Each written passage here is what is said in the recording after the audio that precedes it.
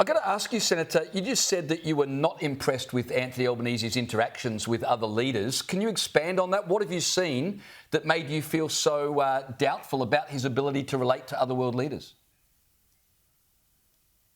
Well, wasn't the world leaders, it was the leaders in the nation, the governors in India, and that's where he travelled all across India.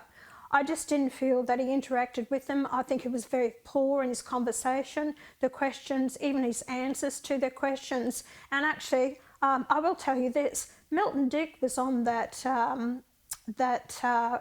delegation with me and a couple of other members of Parliament.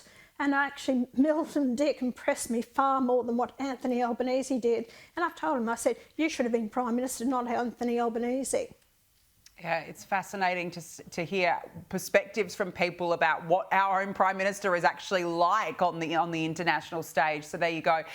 Senator, I want to ask you about Treasurer Jim Chalmers. He has outlined the agenda for the upcoming economic reform roundtable. Here he was on Sky News this morning. I mean, I don't mind what you call it. I think the productivity challenge is central to our economic reform efforts. It already is, but we're looking to build consensus on the next steps in that agenda. And so I think productivity and economic reform are inseparable. I said at the press club, and the Prime Minister said at the press club, that this is all about building consensus, building on the progress that we've made, building on our substantial agenda. Productivity will be the major focus, but it won't be the only focus.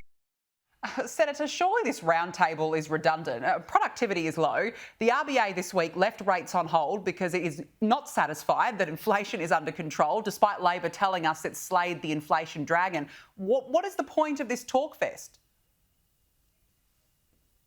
Well, it's trying to appease the Australian public. Oh, look, we're trying to do something about this, so we're going to draw all these people in, the CEOs of these big companies. But it's their productivity in the decline that we are seeing now, and we've lost a lot of industries and manufacturing in Australia, and we're going to lose a lot more. We've seen 30,000 small businesses go under.